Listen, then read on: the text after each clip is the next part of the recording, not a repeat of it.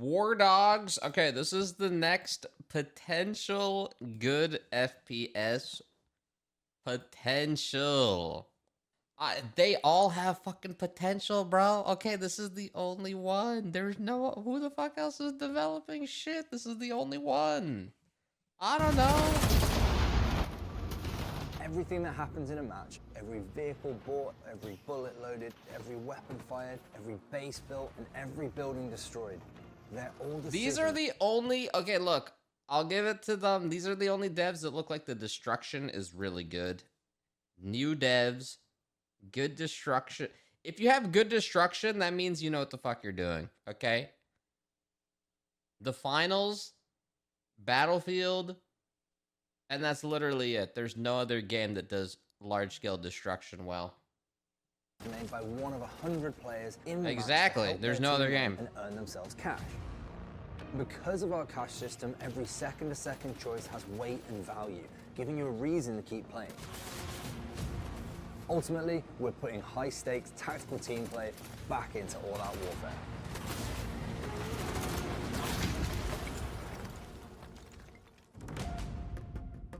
There are three pillars to our tactical depth and team play.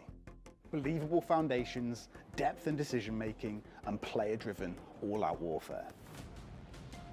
From day one, we deliberately used real-world references as a foundation for everything we added to the game. From weaponry to vehicles and equipment, so that everything you see and hear in the game feels grounded and believable. Early on in the development of our game, our animation and audio teams traveled to shooting ranges to get a better feel for how the weapons that we have in the game feel in real life. I don't know what the loop is in this game. I don't think it is like you join a... It's not a server browser. Enough, which is why we built our own framework on top of Unreal that we call War Dynamics. I don't think it's an extractor. The War Dynamics framework enables us to accurately simulate weapon ballistics and flight models from real-world data. We added bullet drop based on real-world ballistic coefficients, including It's King of the Hill and air resistance calculated based on each bullet's mass, diameter, and drag model. Bullets react to different surface types with their own penetration values and ricochet potential based on ammo type, caliber, impact angle, and velocity at the point of impact. For our helicopters, we hired and flew in an aerospace engineer to make sure our flight mechanics were grounded in realism and have the depth that we want to provide for skilled pilots before making tweaks to make general flying more approachable to more people. And that's important to understand. Okay. We're in no way using realism in the pursuit of becoming the world's most realistic shooter. Instead, we're using it as the foundation to lay a believable depth to the game and make every loadout decision have a lasting consequence for your account balance. In terms of audio, our priority is that the mix makes you feel grounded in the ambience and believability of the world,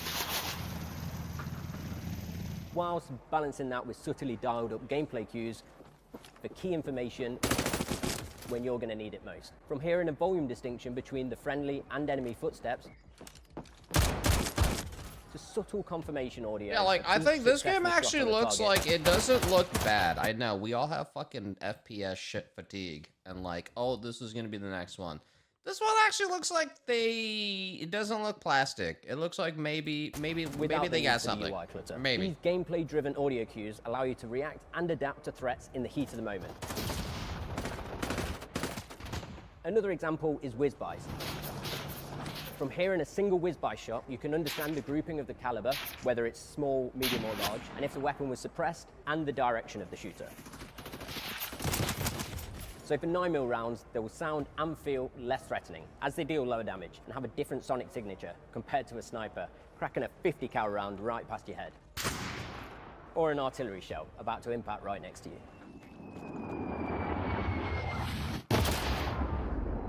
And you won't need a PhD in ballistics. Yeah, I don't know. It looks like they're cooking a bit. The will only show you the ammo types that can be packed into magazines that are compatible with your weapon. However, every loadout choice comes with trade-offs that will affect your playstyle, which you need to consider when building your loadout. When you spawn in, the first thing you'll see in your team spawn is the equipment vendor. WARDOGS doesn't force you into playing set roles. Instead, you make choices and unlock items based on how you like to play. With loads of weapons, equipment, and items available to choose from, you have to carefully consider your inventory size, balancing how much you want to carry, which affects your weight and movement speed, and most importantly, balancing the cost. I kind of like how it's all money. And that's why when we say depth, we don't just mean gunplay. The depth in WARDOGS is in your personalized strategy of how you want to play and to try and make a profit. Knowing that an RPG with rockets could cost you about $3,000, but could earn you $10,000 if you destroy a packed enemy little bird, forces you to make split-second decisions between high-cost, high-reward shots and throwing your cash away if you miss. Remember, team play items and actions that help your team win, such as purchasing bandages to help teammates or transporting players back to the control zone, are key for making cash and leveling up your account. Really? However, so no this one is strategy super is king. With 100-player warfare and every player playing in their own way across 3 teams, WARDOGS becomes this unpredictable sandbox you have to adapt to. Ultimately, WARDOGS is a game about choices. Never locking people into set ways to play each match. Instead, allowing 100 players to decide how they want to play on an ever-evolving battlefield. So how do you play WARDOGS? How would you describe your play style? At the minute I'm playing Recon, playing a sniper, I want to pop heads. I'm so good at listening to the game and thinking, enemy out there, and knowing roughly this if I can better be take a how the shot UI safely. is. I'm typically a team's pilot, dropping people off, bringing supplies to the front lines. I get a lot of money for people surviving the landings, and then every kill and assist that they do in the zone gives money back to me. These guys literally took the Armor Reforger game mode I play, and now it's like its own standalone game. I get some of the money for that. Builder is probably my top one. Early game, your base isn't going to be doing much, but later in the game, you can really drastically swing. And it doesn't look like a cheap copy. It looks like they're actually popping off. Yeah, I play quite like aggressive, like pushing people, killing people. Obviously, you count as more people in the hot zone, you get more cash as well. So it's like you are benefiting the team, but you're also benefiting yourself in a way because you're earning more money by being in the hot zone and doing actions in the hot zone. I like to think my playstyle is quite unique. Drop down at the top of a tower, try and sweep the tower, get in and out, get the code, and then move on to the next one. Get that tower code, and then they can call the hot zone to that tower. I may not be playing a massive role, but it'll be the smaller roles like that which kind of This reminds me of like a small scale PlanetSide, but you know, modern setting. If it's like very pop in, pop out, like you have people, oh, someone died, they just lost all the cash they brought in, and then it's like, boom, another player fills the spot. So it's like super constant fucking players. It's never ending. Kind of how Arma feels. Coalesce over a single thing, that's when it is like peak. Well, because it's drop out, drop in players. A hot zone being called to a base. I'm curious. You've got people breaching, you've got tanks rolling up, you've got infantry fighting inside and around the base. I can be a bastard to people building bases on the enemy teams or build like the anti-aircraft missile launcher. I will just swap like over it to looks like the they're attack helicopter with Havoc. It's a game changer. Everything's happening. Artillery raining down. People are scrambling to fire the mortars in defense. Like, there's people parachuting in. But you're desperate for more ammo in the base, and suddenly a logistics driver smashes through the gates. It looks like the heli's so expensive. One roll. It's down to what happens when they all come together. This blend of real risk and sandbox freedom, when combined with our tactical depth and mix of realism and approachability, means WARDOGS is bringing high stakes. You really think War Thunder is better, dude? Into all-out warfare. Buddy, you're high. I was flying with this guy. I kind of didn't recognize You're him. saying that because you played it for over 10 years and you're like $100,000 in. It's like, oh, I'm from the community. It was like the first community player that I got to speak with. And then I was like, what do you think about the game? He's like, yeah, mate, it's banging. Yeah, no, it's really good. Performance is good as well. And I was like, you know, get a little boost. At that point, you're an investor, bro. It was the moment for me when I was like, you know, maybe we're doing something good. You know, maybe it's something that people will like. As of last week, we've begun running Bogdan! extremely limited closed alpha tests with specific players. We know there's a huge demand for wider access, but to be clear, these tests are not a AAA marketing stunt to build hype. Instead, we're running specific hardware configurations, server regions, and stress testing specific mechanics to ensure stability for everyone. If you want the best chance of helping us playtest WARDOGS, sign up with a QR code. Honestly, bro, this game, wishlist WARDOGS on Steam. That actually, you know, that might be good shit. That might be good shit. It'll be very interesting to see how the once you die getting back in, like how fast, what the rate of combat is and how fast people populate back. The only other game that has done something like this is Gray Zone Warfare, but then they have missions. I don't think this game has missions. It's like very Arma-like. Like you just get a loadout, get to the front line, and try to take points, and if you die, you might spawn back, and then you have to... I wonder if this is also consistent. Because you make... It's all cash. Every kill is cash. Objectives are cash. But then... Huh. That'll be kind of interesting, bro. Let's see how this works. Hopefully it's not free to play in like 20 bucks or something. Let's see. I don't know of any other multiplayer games dropping, dude. I don't fucking know. I don't know of any other ones. Warhammer Survivors. Buddy, what are we doing here? Bellum is... No, bro. Bellum is alright. Bellum is a little copium. Armory Forger is better than Bellum. Armory Forger is so fucking good.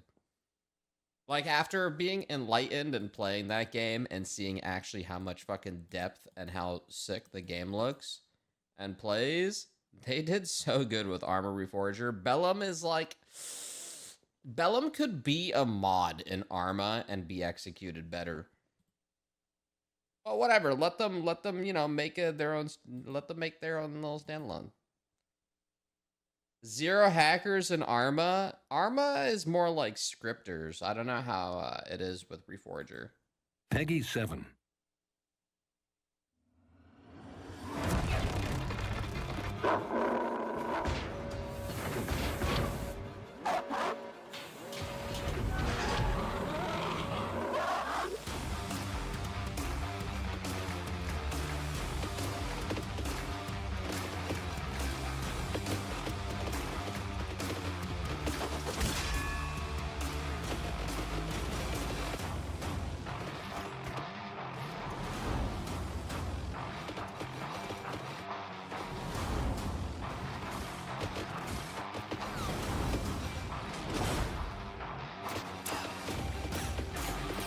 Is this a collab with Ponkel or Warhammer making a Survivor style game?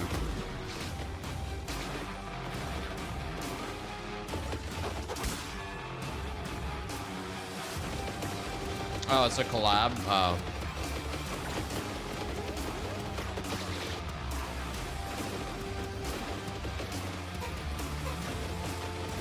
I mean, it looks pretty cool.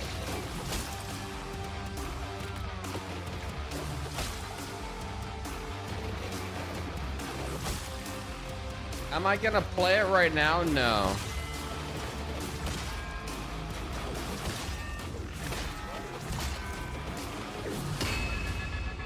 Yeah, it kind of looks like heavy, just like a collab, which is cool. But yeah, it's still very Vampire Survivor coded. So like, been there, done that. It looks like if they said this was a DLC for Vampire Survivors, I would believe it. You know? Unless this game gets like fucking crazy or some shit. It's a new game. It looks like the mods. Same engine. Like it looks like it's decent. Sure, you know.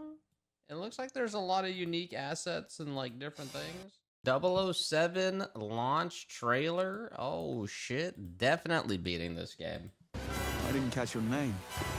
I didn't give it. Bond is immature and reckless. Headstrong. Thrill-seeking. I might play this game. Our new star air crewman Not stealth. 121 here. I want to make you a spy. St. John Smythe, my dear. I saw some of the hand-to-hand combat. Manipulator. To catch him, we're going to need eyes everywhere. When you're ready, Bond. What about the girl? A means to an end. That's an interesting pickup line. Whatever his endgame is, we won't see it coming.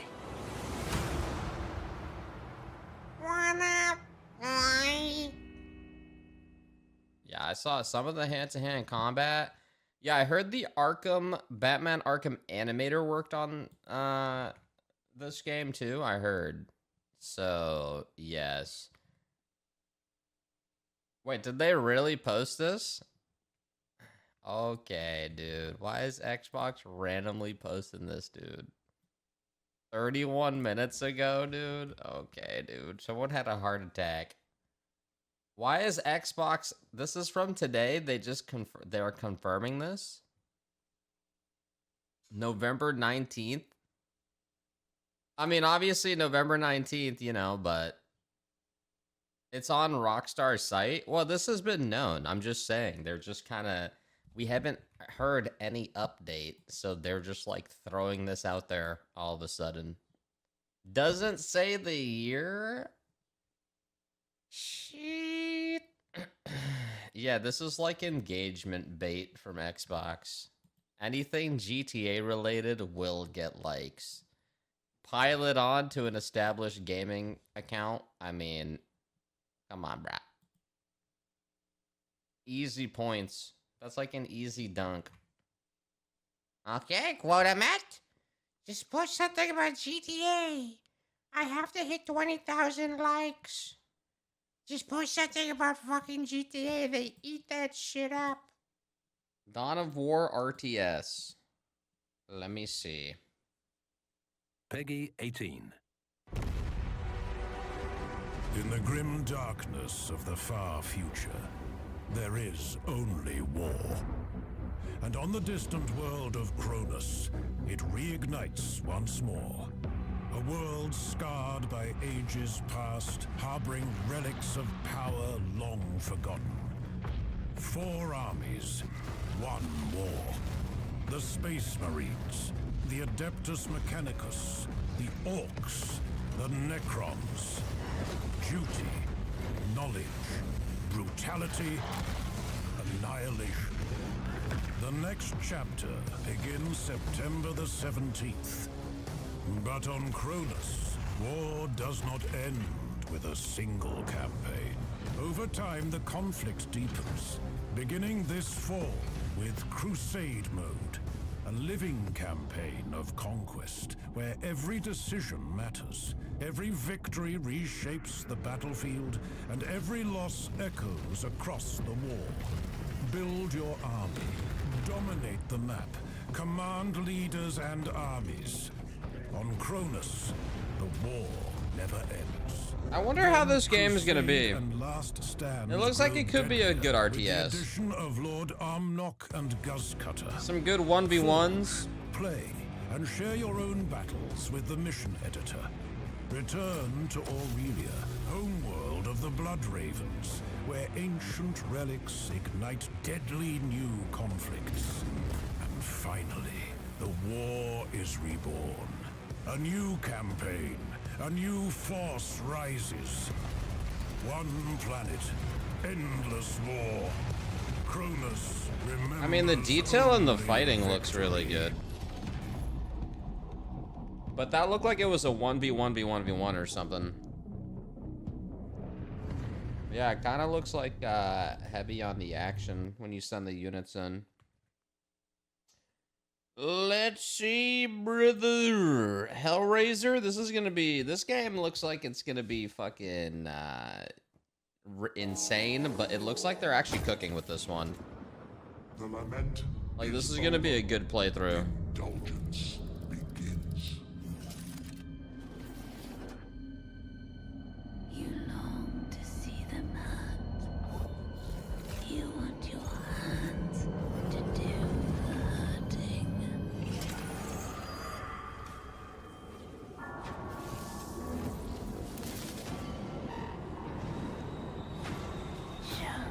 This is gonna be like Outlast level. But it might be worse than Outlast.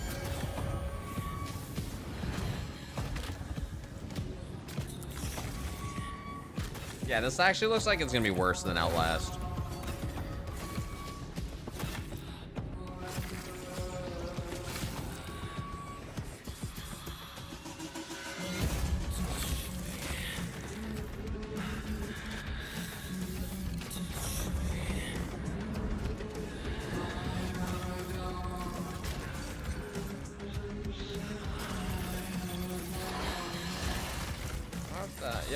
Yeah, this is gonna be such a interesting game.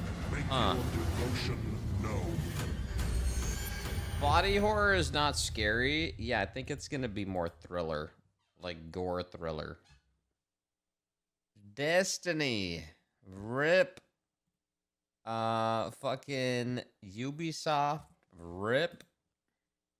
Oh my god. What do we have? Bye-bye Bungie as well. You know what, man? Destiny's an interesting one.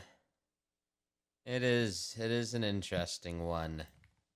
It is indeed. You know what, bro? They could have... you know... The player base, bro, wasn't it getting a little... Bro, I feel like Destiny's a game that you just gotta wrap up eventually. Okay, you just gotta wrap it up. Okay, it's fallen into even the fucking World of Warcraft. It's the same category. These motherfuckers want like the darkness, the villain. Motherfucker, there's gonna be a peak to the threats. There's only so many villains until the villains become fucking stupid, because like. There's gonna be like at what point how much more insane of a villain? There's gonna be a peak villain that will eventually just get to the closest of killing everybody, destroying shit. But then once you get past that, you're gonna have a peak villain, and then all the other villains will never be as villainous as that one. Destiny, bruh. That's when you go to the fucking multiverse. Yeah. Destiny had a good run. Dare I even say the people who grew up playing Destiny must have started realizing the game just needed to conclude. I would even say they killed the game. I just think it was the natural trajectory of a fucking console shooter that had expansions that was just gonna eventually fall off the wheels. Like, it's not like they did bad expansions here and there. The community liked their shit. The game had a sequel. It survived for a long ass time. I know people who played the shit out of Destiny. But yeah, man, whatever. I mean, whatever. What the fuck else did you guys want? They tried Marathon. That was their attempt. What the hell else were they gonna do with Destiny, bro? Like, honestly, what the fuck else were they gonna do? More of the same bullshit? They probably realized their player base for Destiny was dwindling anyways. They had to go a different route, because the truth is, I bet Destiny 2 was dying. They probably weren't selling as many expansions. I bet the game was fucking dying, for sure.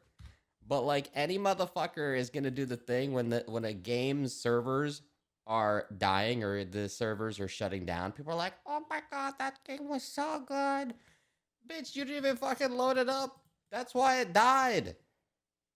This is just like fresh AAA death, so people care a lot more. Motherfucker, you care? You stop playing. That's why it is dying and now dead. The resources to make the fucking game. Clearly, the player base was exhausted. They're going to defib it with an expansion, and people are going to drop the game so fast, and the amount of people who keep coming back for the same shit keeps dwindling every expansion they drop, to the point that the game isn't even worth developing anymore. That's definitely what happened with Destiny. And that's not a bad thing. These games just are naturally gonna shut down. Just happened to be yesterday. Marathon was their attempt. Honestly, what else were they gonna fucking make? Buddy, what else was Bungie gonna make? Let's be real here. These studios have no idea. They cling on to their IPs. And then when they try something new, it just doesn't work. Destiny 3 would be the dumbest fucking shit if they actually made a Destiny 3. Destiny 3 would be stupid, bro. The Traveler. Again. Bro, you're literally copium. No one wants that. Dude. A third one sounds like... At that point, a third one is dumbass gamers just wanting to be milked. At that point, you're just buying into the number 3 to purchase the same shit again. They should make their own Halo again? I don't think so, dude. I don't think so. Whole different studio, whole different landscape. Not the fucking same. Bungie can't make games anymore. I think Bungie tries to... Bungie is like the nostalgia dev where you're trying to see if they still got it. But they don't. All of Bungie is nostalgia slop. Oh my god, I was 14 on my Xbox. Oh my god, with my friends on Halo Reach. You know, it's literally fucking console gamer nostalgia slop. That's Blizzard, yo motherfucker, okay? Same as Nintendo. You know what? Nintendo... The thing is, Bungie has Halo. That's it. Alright, these... Nintendo at least has a couple of different nostalgia fucking roads, okay? Same as Valve. Dude, Valve has so many different avenues as well, though. What are you talking about? What do you mean? What do you mean? Nintendo's got Zelda, Mario, Donkey Kong, whatever the fuck else. Pokemon? Bro, that's stupid, dude. Bungie literally only has Halo. Yeah, I don't think Bungie played it wrong. I don't think they did at all. I don't think they did. I think it was just the natural progression of, yo, the problem is Destiny peaked. That is the thing. The game fucking doing the shit ass dailies on your mount, doing the raids, la la la la la. You all did that shit. They had expansions. And then Destiny 2 came out. And then didn't they do some weird shit where they like separated and then had their first expansion that was like without overbearing heads telling them when to release? Didn't they do some shit? Deleted old content instead of making new content. $60 expansions. They kept taking away content. They sunsetted content. You guys really think Destiny was a huge fumble over just the game itself got boring after multiple expansions and multiple peaks? Really? You think it was a sabotage over a fumble? Imagine WoW deleting whole expansions. Okay, I'm not saying that isn't fucking stupid. Sure. That's definitely dumb. But is that why? I think Destiny was in natural decline. It doesn't change the fact. I think it was still in natural decline. I don't think that was a major reason as someone not wanting the latest content or some shit. I don't know. It's hard to ask people. I feel like a lot of people end up having like, now that it's a corpse, they're like sympathetic to the game. You know, so it's like sympathetic goggles to justify, oh, blah, blah, blah. When the game was just in natural fucking decline. Already. The game was mismanaged so badly. I don't know. Whatever. I was always like a mid-Bungie fan anyways. Some people like are diehard. But yeah, whatever, bro. It still sucks. I remember playing that shit on PlayStation 3, Destiny in the beta. I still fucking remember streaming that shit on the PS3 when Peter Dinklage voiced that shit. That was crazy, dude. Yeah, I remember that actually. Was it PS4? It was 30 FPS Destiny beta, and I swear they like just announced the beta after like a PlayStation or like something happened, and then I remember I transitioned right over to the Destiny beta. It was either, anyone remember? Was it after E3? They like opened it after an event and it was like sick. But damn, it still had a good fucking run, dude. I mean, overall, that was it wasn't my favorite game. I know people who really enjoyed Destiny, but damn, that was a good ass fucking run for a game. FPS looter shooter that was like the closest to an MMO. I mean, it was a good ass fucking run. It kind of sucked the entire time, you know what? But through the suckage, they kept their player base. So, I mean, I don't know. The people, I mean, I don't know what to tell you there. Well, shit, bro. Rip Destiny. Oh, yeah, I heard about this Vanguard shit. What happened with this? Misleading? Are you saying the Reddit comment is true? According to people who actually know anything about how computers work, everything in this article is either grossly misleading or factually incorrect. Vanguard doesn't have access to this type of stuff. It would need to brick your PC. Oh, the thing is bricking is not PCs. It's the $6,000 DMA cards that cheaters use to try and get around Vanguard. Yes, cheating has gotten to the point where cheaters are buying hardware that costs thousands of dollars just to cheat at a video game. Vanguard isn't bricking the DMA device, so what's happening is that a built-in Windows security feature is being triggered, which prevents the device from being used for cheating. Any instance of PC's bricking seems to be caused by Windows and the card having issues with each other and can be completely fixed by removing the card. The PC still functions otherwise if you remove the DMA card, and this trigger can be reset by removing Vanguard and reinstalling Windows on the device, so it's neither being bricked nor is it being done by Vanguard itself. The 16 paper line is referring to the DMA devices no longer being useful for cheating at Valorant. It's not jeering at the cheaters losing their PCs because that is actually happening. I'm not a computer expert, but from what I can tell, that's really what's happening. Vanguard is making sure that an already built-in Windows security feature is being properly applied to the DMA device. Oh. Well, if this is factual, I don't know what to tell you, bro. I fucking hate cheaters in video games. You gotta go all out here. I respect my fucking time in multiplayer games that if I'm going to load up and commit to a 1-hour match, I don't want some fuck to ruin it. And I will take a more invasive anti-cheat on my PC to fucking combat these motherfuckers. I don't know what to tell you, bro. I don't know what to fucking tell you, dude. I wish Valve did shit like this. I'm still telling you, bro. Steam just needs a built-in Vanguard that any multiplayer fucking new game can just use. Do it. Do it. Do it.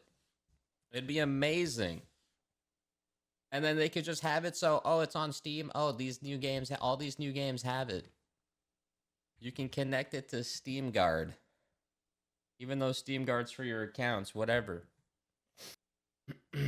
Steam OS, bro, who knows if Steam OS is even gonna ever be a thing as a standalone, and then we just get rid of Windows and go Steam OS. But then how would that even work for anti-cheat? You'd have like a Counter-Strike Premier League and you have to use Steam OS to queue. Like, I don't know. Honestly, that would be probably the best thing to do. Sure, fuck Windows, Steam OS, built-in fucking, you don't have to worry about cheaters anymore. Everybody's time is respected. Dude, imagine a world. Chat, this is the most relatable shit. Imagine a world where imagine queuing in an FPS and you never have to wonder if someone on the opposite team fucking has software that just headshotted you. You just got outplayed. It's never a layer of mental gymnastics in your fucking head, needing to check the guy's profile, checking the fucking stats, blah, blah, blah, blah, blah, to gaslight yourself into whatever fucking avenue to eventually lead to, oh, he's cheating. You would never need to do that ever again. It's all mouse and keyboard skill. That sounds like mental freedom. That literally sounds like mental freedom. Retail hell. Say what you say, yo, whatever. Say what you will about Valorant. Though the anti-cheat, bro, whatever, dude. Do it up, man. Do it up. It's computer. There's always gonna be a cheater. It's computer. New Star Citizenship. Careful now. The surface holds its breath. Inviting you beneath. But deadly things hide intention behind beauty. Come closer. Closer. Gaze beyond a fleeting glimpse. Is this like $100? Becomes bite. Becomes power. And power. $300? She needs to be seen. Origin's first heavy fighter is formed. Look away, if you can.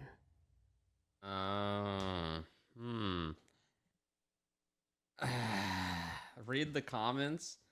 This ad was on another level. CIG. Better ad video than Jaguar car promo. Whoever made this video deserves a raise. If this ad was on television, never people would visit the site without being aware it's a game. Holy fuck. You know what? I was gonna say more so. The best part about Star Citizen, the coolest part was when they do the ship reveals and they look like car commercials. Like, yeah. Usually these videos are the best things that come out of the game. I'm not justifying buying it. No shit. Okay, but the editing of the videos, the way they introduce their ships are cool. Like this one. I think I actually have an Origin ship that I bought for like $50 or something. Did I buy an Origin ship? I'll go back and visit it eventually. It's probably in the same exact state. When this game 1.0s, I'll go back. Oh yeah, I have the 300i. Right? Star Citizen has some good ass commercials they do. I can't think of any of them right now, but I remember watching them and it was good shit. In 10 years, probably. What do we do here? Epic Games to develop Unreal Engine 5.8, ensuring games run better and faster, reaching higher frame rate and maintaining great lighting. Well, I mean, shit. What we have is getting better. New Lumen medium quality mode tested, runs 2 times as fast as high quality mode, megalights, less noise, smooth 60 FPS. As new tools, high frame rates better achieved on handheld consoles. Bro, Unreal Engine is here to stay, bro. I don't know what to tell you, bro. The haters don't make sense. There's so many proofs of good games that have come out of the engine. The haters make sense? I don't think so. I don't think so. I don't think they do, bro. I think the haters don't even know what they're hating on. You yourself say everything is plastic in UE5. No, there's just a lot of plastic looking UE5 games. But that doesn't mean the engine is bad. Bro, chat, why? I don't have to fucking explain myself, dude. Look at how many good games have come out of Unreal Engine? I'm not bad at recounting, but you guys can back me up here. Like, I don't know what the fuck to tell you here, dude. I get Arc Raiders is an exact perfect example of literally the devs popping off. And it doesn't matter. Wukong as well, sure. Oblivion remake. Yeah, like there's so many good examples. The thing is, Unreal Engine goes from plastic store assets because they just want people to make video games. They don't want the devs to be hung up on, oh fuck, I need to make a fucking house. They just want devs to execute the game. So it's super accessible. Or you take it and build shit from the ground up. It's just the accessibility makes it so there is going to be a lot of plastic looking shit. But when you have the devs come in here, use the fucking engine, all their assets are literally built in studio, and then they actually make shit. It's beautiful. It's so good. Witcher 4 will be a great example of you're not even going to know it's on Unreal Engine. Because if no one ever told you Arc Raiders was on Unreal Engine, you wouldn't know. You would have no idea. You would not know. Lies. Okay, bro, if you're like super into it and you know a bit more about how games are made and everything, sure, you'll be able to pinpoint it, but the general gamer would not fucking know. The amount of games released every year on Steam. God damn, what happened? Yo, what happened in 2025? Oh, well, 2026? Oh, wow, what the hell, dude? What changed? No, it's actually trending upwards. It's trending upwards heavily. Holy shit, we're at 9,000 halfway through the year. Actually, I think we might drop here. 2025 was insane. 21,000 games. Last year I played 1,000 games. But that's the thing, bro. There's so many games that go under the radar that no one ever hears about. There's so much shit. You need that spark of virality, even a tiny bit of it. Over a month? Yeah, I mean, we're not even halfway there. How many simulators? A lot. COVID as well? That was in 2020, buddy. We're in 2025, bro. COVID is in the back view mirror. I don't think I'm going to hit 1,000 this year. I don't know. It's more fun to not ever think about it until the end and then someone brings it up. You don't want to think about the number before. It's not really a thing to aim towards. It's like, oh, by the way, you played this much. Wait, there, to a PlayStation and town meeting on Monday morning that the company's narrative single-player games will now be PlayStation exclusives. As in, they're not coming to PC anymore? I thought that's kind of old news. I guess that kind of confirms it. That's what we thought they were doing. Now that confirms it. Oh yeah, that means no Wolverine on PC. You need a PlayStation. No more. Maybe the cost of making them on PC, they just didn't make enough money. Maybe. Look at some of the games that didn't really sell much on PC. So the development cost to port to PC didn't equal. So I guess the question is, did they not take that budget and throw it back into the game to enhance the game further? Or is it just kind of like, whatever, we're just not doing that shit anymore to focus specifically on the PlayStation brand? Make it so, no, you need a PlayStation to play this. We're going to make it so the PlayStation is so good that you do want to buy the game on the PlayStation. They're mad about Steam. Check out this new PUBG X Payday. PUBG X Payday. Wow. Is it just skins? Oh.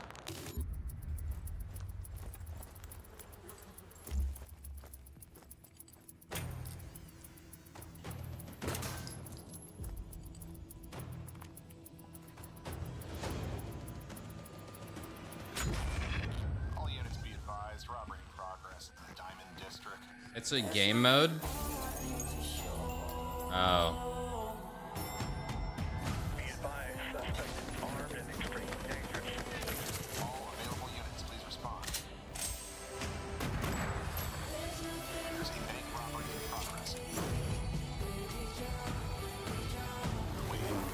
Oh wait, this is actually Payday in PUBG. as a game mode. Lol. Randomly, it's gonna be better than Payday 3.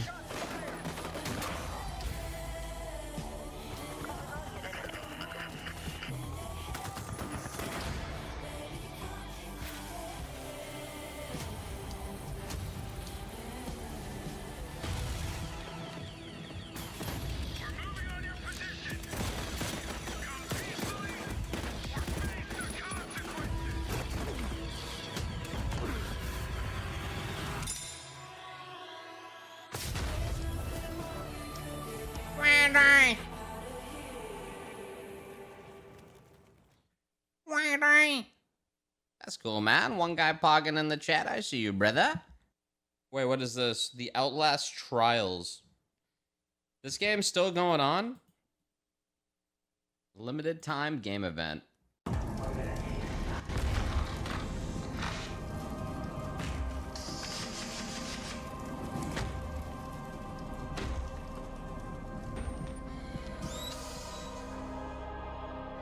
You know, this game's weird, bro.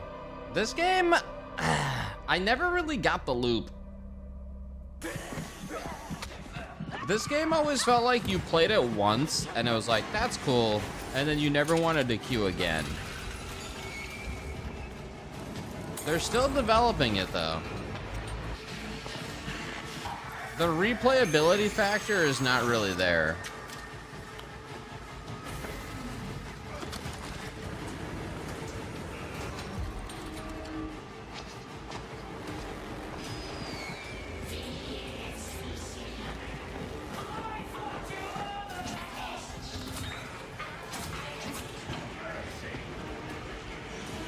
This game had a lot of good elements, though. Yeah. Like, it had some cool things it did.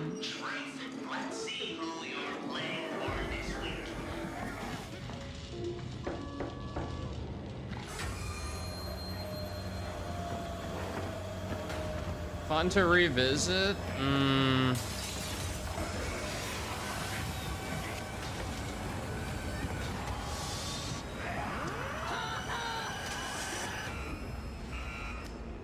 Bro, I don't even know what the fuck is going on right now.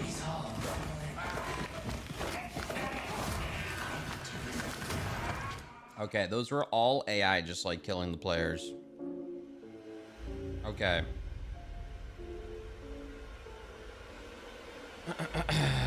Okay. Sure, brother. Oh yeah, this is gonna determine if I care about this game or not. The theme I like. This is going to determine if I actually care about this game. The combat overview. Let me see. Where are we at here? 私からは今作の最大の特徴ともいえるコンバットシステムについてご紹介いたします。今作のコンバットシステム最大の特徴は、プレイヤーキャラクターである大頭の左半身と右半身の操作をそれぞれ独立した操作で行うというものです。コントローラーの RB、RT を入力すると右手や右足といった右半身 LB、LT を入力すると左手や左足など左半身を使っての攻撃を繰り出すことができます。大頭はこれらの入力に反応してリミットにアクションを繰り出し、かつてないレベルで意のままに操っている感覚を提供します。攻撃の方法はタップしての連続攻撃だけではなく、入力し続けることでパワーを込め、話すことでより強烈な攻撃を繰り出すことが可能です。Oh, so it's way more of a brawler. これを利用してタイミングよく攻撃を繰り出すことが上手なプレーの一つとなります。例えばこのように走り寄ってきた敵に絶妙なタイミングでパワーを込めた攻撃を叩き込むことや、連続したタップ入力でジャブを連発した後にパワーを込めた強い攻撃を繰り出したりすることも自由自在です。他にも敵の攻撃を片方の手で防ぎ即座に反撃するなど、相手のアクションを見極め決定的な攻撃の瞬間をプレイヤー自らがデザインできることが本作の醍醐味と言えるでしょう。左右を操って激しい打撃戦を仕掛ける以外にも LT と RT を同時に引くことでタックルを繰り出して攻撃することができます。タックルの勢いのままマウントを取って攻撃、といった状況でもリアルに左右の手を使ってアクションしているかのような感覚を味わうことができます。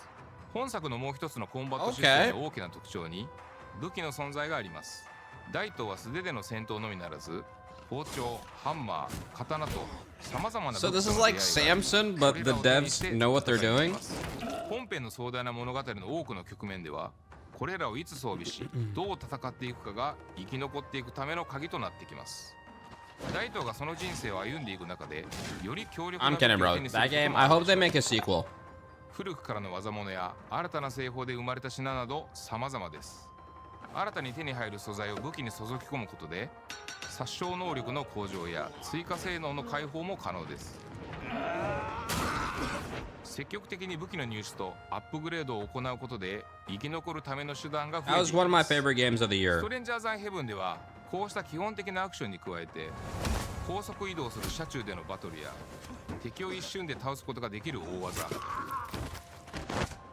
特定のシチュエーションで繰り出せる必殺のアクションなど多種多様なコンバットシステムを体験していただけます。Okay. I'm just saying this now might be the closest we'll get to a Sleeping Dogs 2. I did see this. This was confirmed. The rumors are true. I am hyped to a degree. Oh, I just realized. Holy shit. Oh my god. Is this a Lord of the Rings game on fucking CryEngine? Oh my god. I just realized. Kingdom Come Deliverance is built on CryEngine.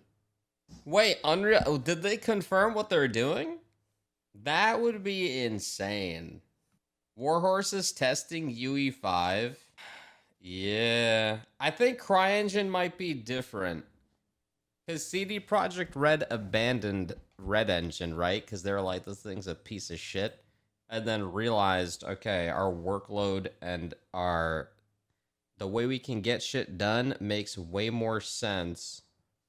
Who knows? Maybe the way the fucking the workflow is, it makes it way easier on UE5, right?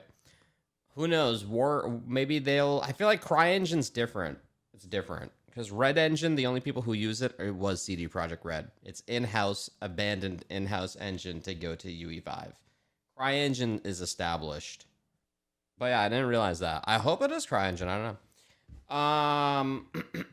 Yeah, I think the best dev in Kingdom Come Deliverance is the map designer, the map. That shit fucking beautiful.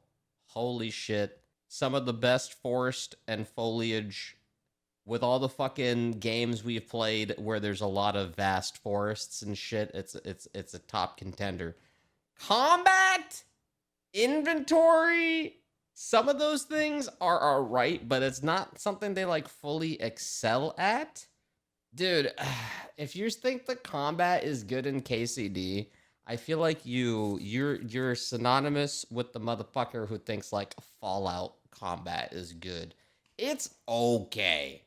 Dude, it's okay. You are glazing. You're fucking wrong. It's alright. Yes, passable is the word. Motherfucker, we have gone from goddamn Half Sword to Chivalry to Mordau. We've played so many sword and board games. Chivalry has a passable combat. They try to focus more on realism. But, like, the combat is a little fucky. It's a little fucky. I would even say Witcher combat has... Actually, I'm not going to even make that comparison. They're just both combat systems that are passable. Two games with passable combat systems. I need to go back and play KCD 2, but, like, I even remember in KCD, you get that one super OP move, and, like, you need it. Like, I forgot that it had a Master Strike. Wasn't it Master Strike? And KCD 2 kind of has it. And I remember playing KCD 2, and the combat from 1 to 2 didn't enhance, holy shit, to an amount that was like, oh my god. It went from passable to even more passable. That's my only thing. I need to go back and play it, though.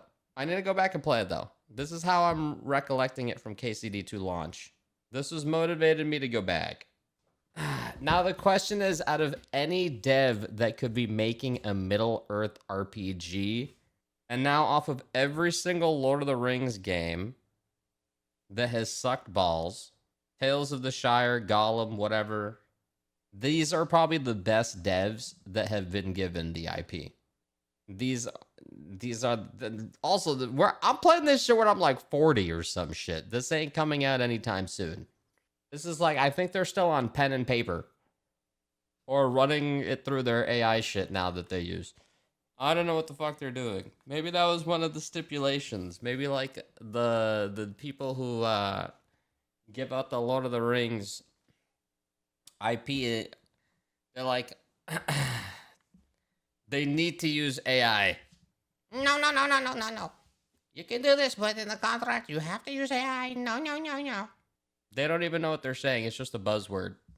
And they have the money. No, it has to. We don't need to do that. No?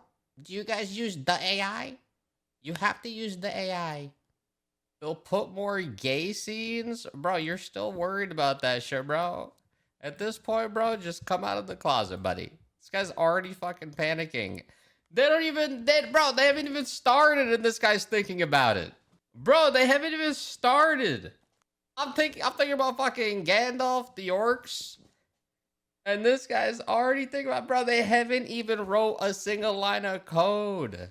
Someone open the fucking door for this guy. Holy shit. Open the closet door, bro. Walk out. That's crazy, man. They're also doing a Kingdom Come adventure. Oh yeah, true. I wonder what that means. Open world mode with RPG, a new Kingdom Come adventure. I gotta go back to KCD too. I gotta go back. Because even though I was saying it, the combat was passable, I'm like, wait, maybe it was better. Maybe it was actually, I'm being too harsh. But yeah. Yo, who else? I can't think of anybody else who could do a good one. There's no dev. What dev would you give the Lord of the Rings IP to? Ooh. Crimson Desert devs? Oh, you know what, man? This whole fucking gaming industry is about people copying, dissecting an idea that was good, and then putting their spin to it and seeing if people like it. Dumbasses will say copy. Others will say, oh shit, this is actually good.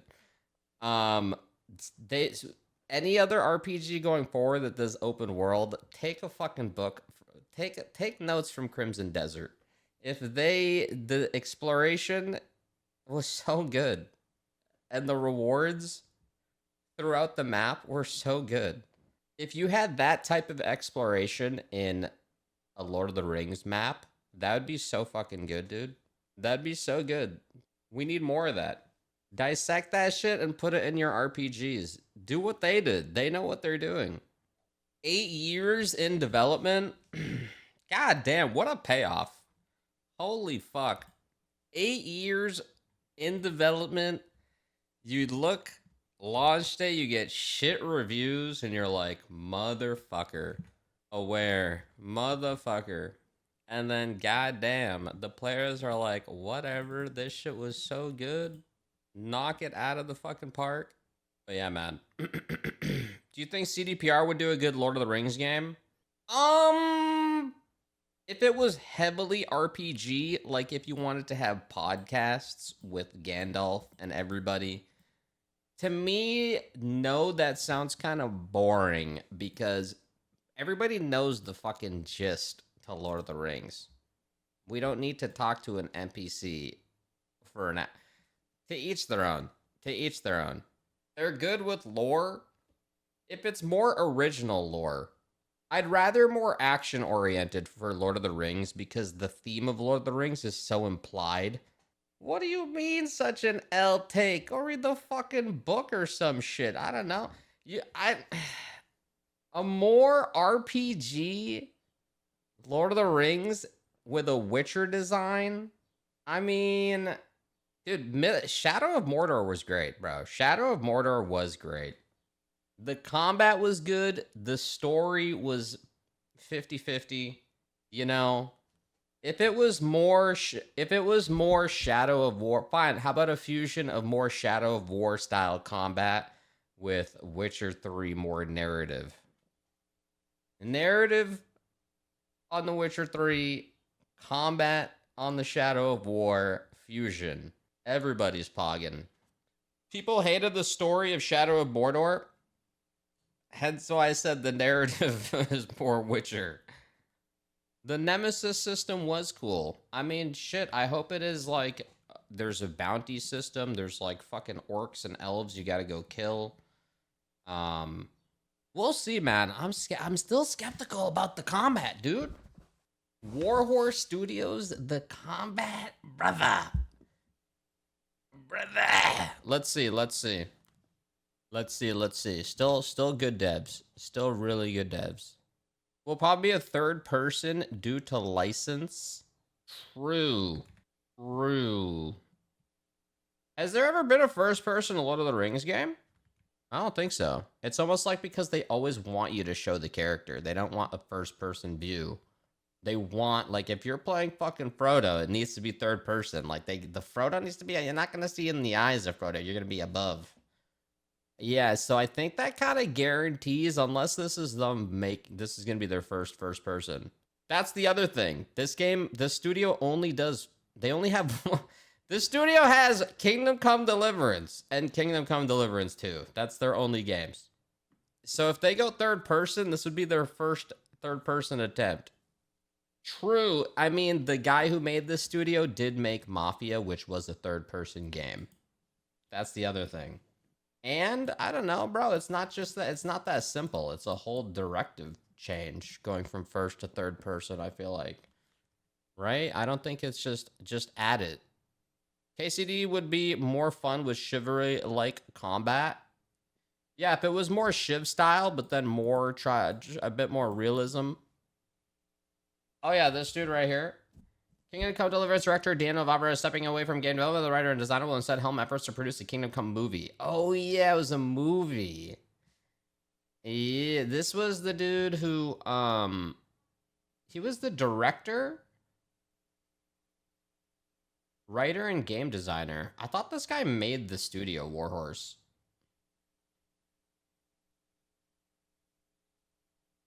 I didn't know he was the writer for it. He did.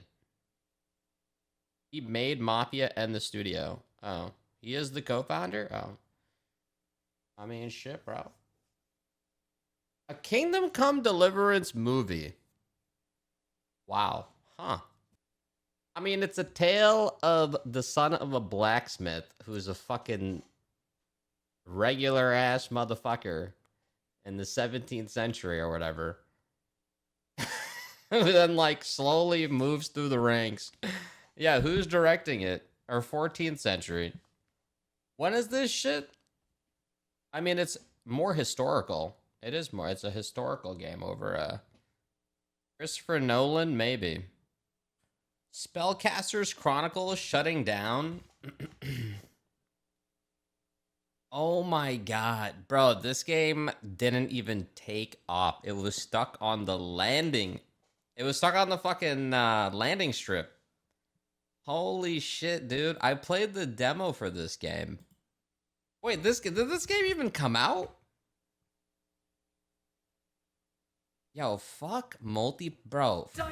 Fuck developing multiplayer games, bruh. This trailer was cool. The art was cool. They tried making like a MOBA-ish hybrid, where you're like a god and you spawn minions down and like kill others, but it was not like super. The gameplay wasn't very visceral. It was kind of like, oh, okay, sure, brother. Early access feels fucking bad. Free to play early access and just boom, shut down 3 months after. God damn, bro. Come on, man. That's the thing, though, bro. That's the thing. People shit on these games, but yeah, they tried. Okay, they fucking tried. But holy fuck, it's like you're going, dude. Developing these games, it's like you're going against a massive wave and you're like, I'm gonna sail in that direction. Here we go. Let's go that way. And then if you survive, you have a fucking hit. But most people will just, the boat's gonna flip. Half people don't even know about this shit, dude. I played it. Most people have no idea this game even came out. Rip.